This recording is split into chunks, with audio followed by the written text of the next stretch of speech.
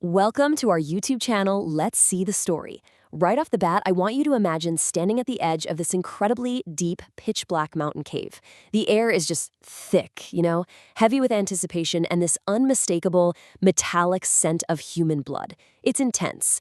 The youths of Vallurpara have actually surrounded this very lair, and they're making these strange, super unsettling sounds.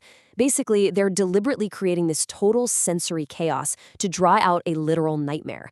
And you know what? It actually works.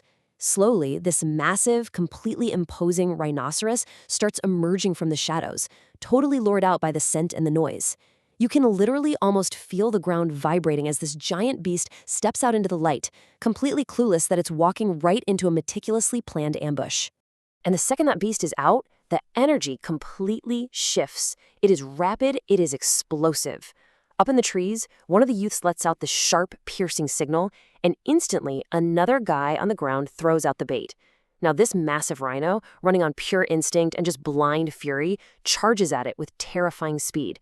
We're talking a breathtaking display of raw, unrestrained animal power here. But these hunters, they are perfectly synchronized.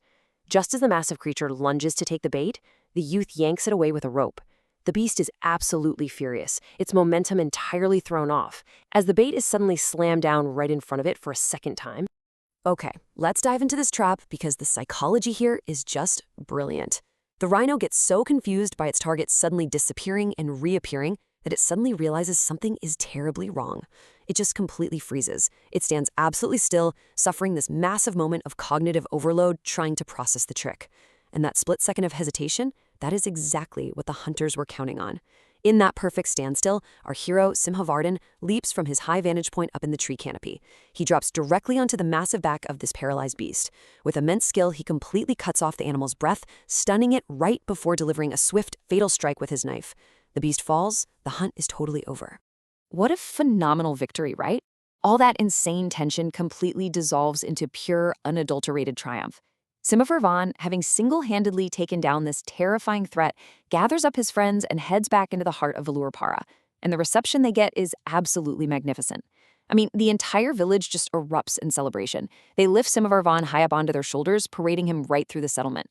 It's this incredible moment of overwhelming warmth and gratitude. Because, you see, to them, he isn't just a hunter. He is their shield. He's their ultimate defender who just lifted this massive dark cloud of fear that had been hanging over their homes for so long.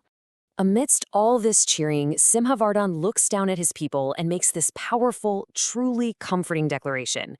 He tells them, no need to fear the rhino anymore. No more losing a good night's sleep. He has officially restored their peace and safety. But while this beautiful, joyous celebration is happening, there's actually another storyline quietly unfolding right on the edges of the crowd. A village elder is standing with this mysterious group of outsiders who just arrived in Vallurpara. The elder points straight at the hero being carried through the crowd and tells them, this is Simhavardhan. And these outsiders? They just watch in total silence, carefully taking the measure of this incredible warrior. Now, what's really interesting about this slide is the clash of motives.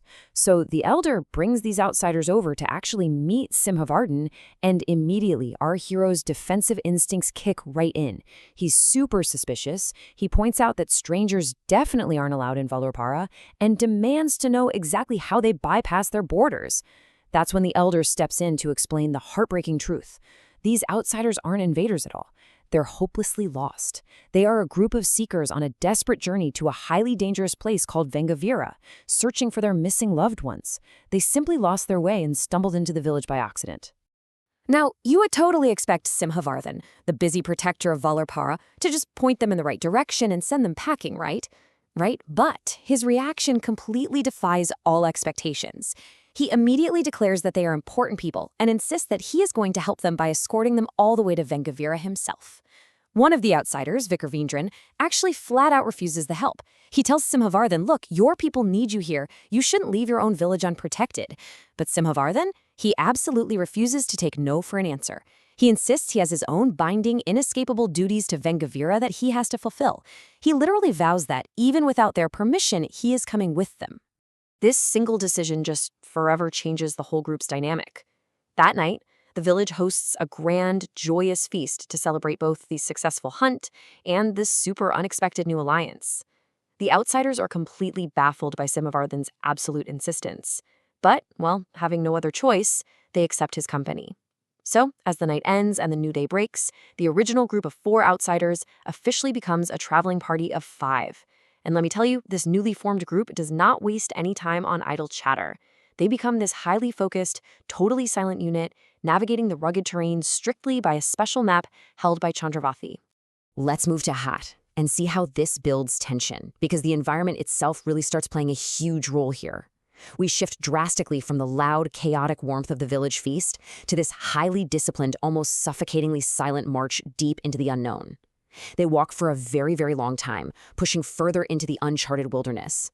And as they do, the atmosphere just completely shifts. It goes from a normal, vibrant forest into this unnervingly quiet territory. The ambient noise of the woods, the rustling leaves, the distant bird calls, it all just slowly fades away. It leaves this heavy stillness that really sets everyone on edge. Eventually, they arrive at a strange elevated surface, an unnatural formation just standing out from the normal grass and mud of the forest floor. This brings us to a genuinely terrifying realization. Simavardhan, tapping into all of those finely honed survival instincts of his, abruptly stops the group.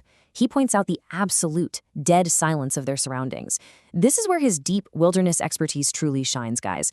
He notes that there isn't a single worm moving in the dirt, not a single buzzing insect, not even the faint hum of a beetle. And in the wild, total silence doesn't mean peace, it means terror. Simavardhan makes a chilling deduction and warns the group. The complete absence of small wildlife means there is a colossal, incredibly dangerous apex predator living right there in that exact spot. Basically, everything else has either fled in terror or been eaten. Knowing that a lethal predator is actively hunting in this very area, the group has to make a critical, split-second decision. To avoid making any noise crunching through the dead grass and thick mud, they decide their absolute best chance of survival is to step up and walk directly onto that strange, elevated surface they just found.